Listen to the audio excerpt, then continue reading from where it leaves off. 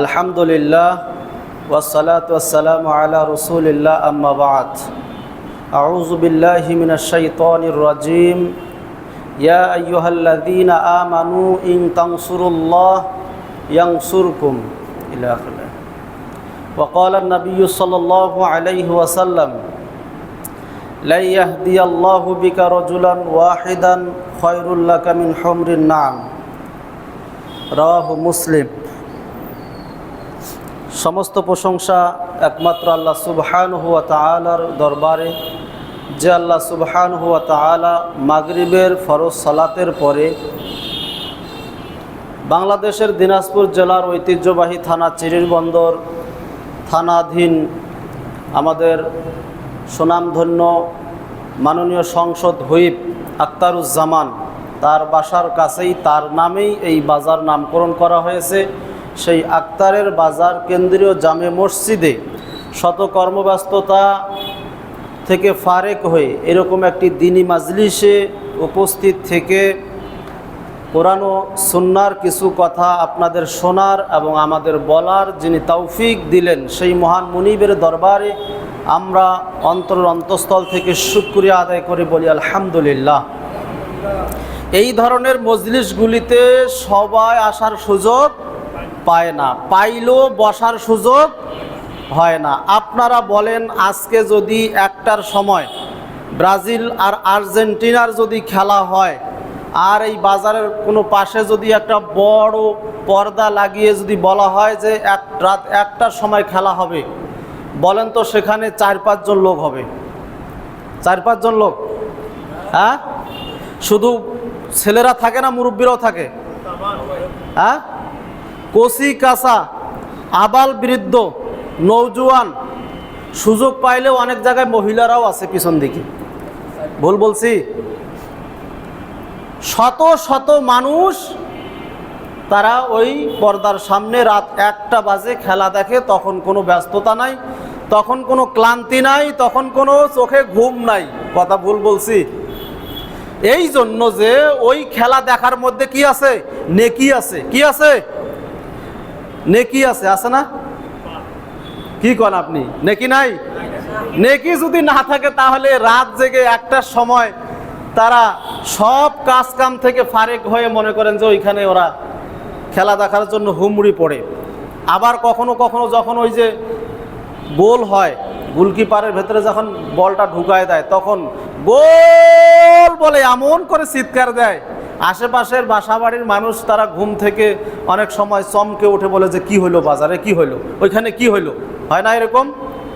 আমারও বাসা আন্ধারমুয়া বাজারের পশ্চিম পাশে। মাঝে মাঝে হঠাৎ করে ঘুমে গভীর রাতে দেখি চিল্লাচিল্লি, শোর। কি ব্যাপার? বের আমি মনে আমার একটা ধারণা যে হয়তো বা চোর বা কোনো কিছু বের হয়েছে, কিন্তু বাহিরে বের হয়ে দেখি, পরে শুনি যে না, ওখানে খেলা দেখতেছে ছেলেপেলেরা, আবাল বৃদ্ধ নৌজওয়ান কচি কাঁচা সবাই খেলা দেখতেছে। আর্জেন্টিনা অথবা ব্রাজিলের তারা গোল দিয়েছে, এই জন্য চিৎকার বলছে। তাহলে ওর মধ্যে কি নেকি আছে? নাউযুবিল্লাহ, কোনো নেকি নাই, এক নেকিও নাই। অথচ মসজিদে কেউ এসে যদি সামান্য পরিমাণ একটু সময় আল্লাহর রাস্তায় ব্যয় করে, তাহলে আল্লাহর নবী সাল্লাল্লাহু আলাইহি ওয়াসাল্লাম বলছেন, খায়রুম মিনাদ দুনিয়া ওয়া মা ফিহা, আসমান জমিনে যা কিছু আছে তার থেকেও এই সামান্য পরিমাণ সময় দ্বীনি মাজলিসে ব্যয় করা উত্তম। বলেন সুবহানাল্লাহ। লাগাদওয়াতুন ফি সাবিলিল্লাহ আও রাওহা খায়রুম মিনাদ দুনিয়া ওয়া মা ফিহা। আল্লাহর রাস্তায় কেউ যদি সামান্য সময়, সকালবেলা হোক অথবা বিকালবেলা হোক, সন্ধ্যাবেলা হোক, যে কোনো সময় একটু সময় ব্যয় করে, তাহলে এর ফজিলত কি? এই দুনিয়ায় কম সম্পদ আছে? শুধু আমাদের পার্বতীপুর কয়লার খনিতে একটু গিয়ে দেখেন কত কোটি টাকার সম্পদ নিচে আছে। হ্যাঁ, আপনাদের এলাকায় এরকম যিনি ধনী মানুষ রয়েছেন, তার কত সম্পদ আছে একটু চিন্তা করুন। তাহলে এই পৃথিবীতে কি কম সম্পদ? শুধু বাংলাদেশের কথা বলছি না, পুরা বিশ্বে কত সম্পদ আছে। আল্লাহ নবী সাল্লাল্লাহু আলাইহি ওয়াসাল্লাম বলছেন, এই সমস্ত সম্পদের থেকেও উত্তম হচ্ছে আল্লাহর রাস্তায় যদি একটু সময় কেউ ব্যয় করে। আল্লাহু আকবার। অথচ আজকে আমরা হতভাগা, আজকে আল্লাহর ওয়াস্তে দ্বীনি মাজলিসে ইসলামের জন্য, দ্বীনের জন্য একটু সামান্য সময় আমরা ব্যয় করতে পারি না। নিজেকে মুসলিম দাবি করে বসে আছি। দিন রাত 24 ঘন্টা নিজের পরিবারের কাজ, সংসারের কাজ, দুনিয়াবি কাজের মধ্যে আমরা লিপ্ত থাকি। আল্লাহর ওয়াস্তে এলেম শিক্ষার জন্য, দ্বীনি কাজে সহযোগিতার জন্য, নিজের উপকারের জন্য, পরকালের সঞ্চয় হিসাবে সামান্য একটু সময় আল্লাহর ওয়াস্তে আমরা দিতে রাজি না, দিতে পারি না। মাগরিবের সালাত আদায় করলাম 2-3 কাতার। অনেককে অনুরোধ করা হলো, কেউ বলছে আমার দোকান আছে, কেউ বলছে আমার ব্যস্ততা আছে, অমুক তাড়া আছে, এই আছে সেই আছে। ওই লোকগুলাই এখনো যদি আপনার কোথাও এরকম খেলা হয় তাহলে দেখবেন দোকানপাট সব বন্ধ। বাস্তব কথা বলতেছি, আমি এক জায়গায় গিয়েছিলাম, দেখি বাজারের ওই পাশে সব বন্ধ দোকান। আরে কি ব্যাপার? বলছে আপনি জানেন না? মানে না, আমি তো কিছু জানি না। বলছে কেন? আজকে খেলা হবে, আজকে খেলা হবে, আজকে এখানে খেলা দেখার জন্য সবাই হুমড়ে পড়েছে। নাউযুবিল্লাহ, লা হাওলা ওয়ালা কুওয়াতা ইল্লা বিল্লাহ। তখন আপনার ব্যবসা বাণিজ্য, দোকানপাট কি কোনো সমস্যা নেই। আল্লাহ সুবহানাহু ওয়া তাআলা বলেন, ইয়া আইয়ুহাল্লাযীনা আমানুত্তাকুল্লাহ ওয়াল তানজুর নাফসুম মা কদ্দামাত লিগাদ। আল্লাহ রাব্বুল আলামিন বলছেন, হে ঈমানদারেরা শোনো। তামাম দুনিয়ার ঈমানদারদেরকে লক্ষ্য করে আল্লাহ সুবহানাহু ওয়া তাআলা বলছেন, ইত্তাকুল্লাহ, আল্লাহকে ভয় করো। কাকে ভয় করো? কাকে ভয় করতে হবে? ইব্রাহিম আলাইহিস সালাতু ওয়াস সালাম আগুনে ঝাঁপ দিয়েছিলেন কার উপরে ভরসা করে? বলেন তো কার উপরে ভরসা করে? আপনাকে আমাকে যদি বলতো এই আগুনে ঝাঁপ দেন, দিতে পারতাম। আল্লাহর উপরে ওই রকম আমাদের তাওয়াক্কুল আছে। ইব্রাহিম আলাইহিস সালাতু ওয়াস সালামকে বললেন, আল্লাহ বলে দিলেন আগুনে ঝাঁপ, আল্লাহ আগুনকে বলে দিলেন ইব্রাহিমের উপর ঠান্ডা হয়ে যাও, শীতল হয়ে যাও। ইব্রাহিম আলাইহিস সালাতু ওয়াস সালাম আল্লাহকে ভয় করেছিলেন, আল্লাহর উপরে তাওয়াক্কুল তার ছিল ওই রকম। তাই আগুন তার জন্য কি পানি হয়ে গিয়েছিল, ঠান্ডা হয়ে গিয়েছিল। বলেন সুবহানাল্লাহ। ওই রকম তাওয়াক্কুল, ওই রকম ভয় ভীতি আমাদের আছে। আল্লাহর নবীর সাহাবীরা আল্লাহকে এমন ভয় করতেন, যে কোনো পাপ হয়ে গেলে, অন্যায় হয়ে গেলে সঙ্গে সঙ্গে তারা বিশ্ব নবীর কাছে এসে বলতেন, ইয়া রাসূলুল্লাহ, আমি জিনা করে ফেলেছি, পাপ করে ফেলেছি, আমার এখন কি হবে? আমি তো অমুক গুনাহ করেছি, আমি তো অমুক পাপ করেছি, আমি তো মিথ্যা কথা বলেছি, আমার এখন কি হবে? আল্লাহর নবী সাল্লাল্লাহু আলাইহি ওয়াসাল্লাম দিক নির্দেশনা দিয়া দিতেন কি, যে আল্লাহর কাছে তওবা করো। আল্লাহ তওবাকারীকে, ইন্নাল্লাহা ইউহিব্বুত তাওয়াবিন, আল্লাহ পাক তওবাকারীকে ভালোবাসেন। বলেন সুবহানাল্লাহ।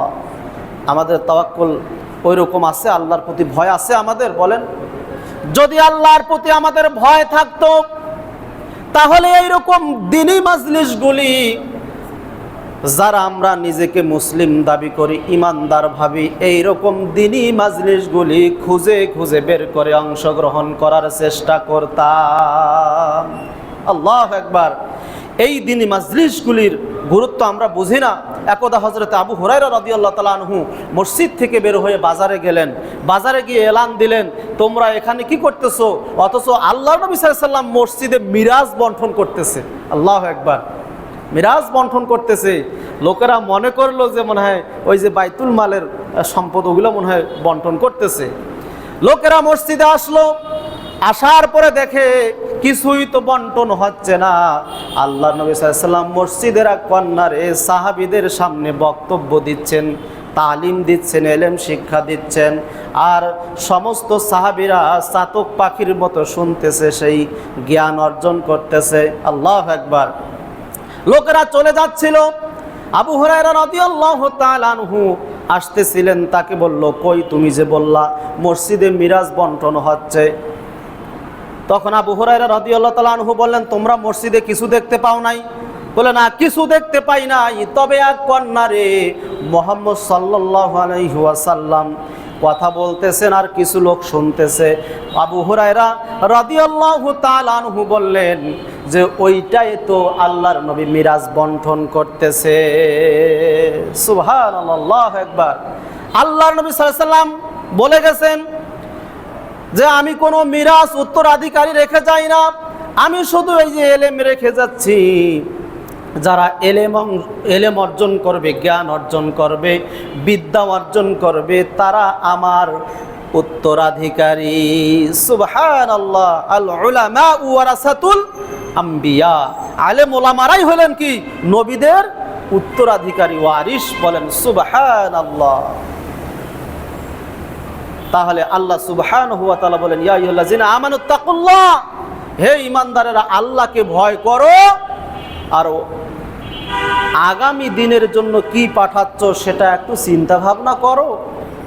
আজকে যদি আমাদেরকে প্রশ্ন করা যায় একজন একজন করে, তাহলে আমরা কি উত্তর দিব যে সারা দিন এই যে দিনরাত 24 ঘন্টার মধ্যে দুনিয়াবি কাজ কতটুকু করলাম আর আখিরাতের জন্য কতটুকু সঞ্চয় পাঠাইলাম? কি হিসাব দিব? আছে কোনো হিসাব? অথচ বিশ্বনবী মুহাম্মদুর রাসূলুল্লাহ সাল্লাল্লাহু আলাইহি ওয়াসাল্লাম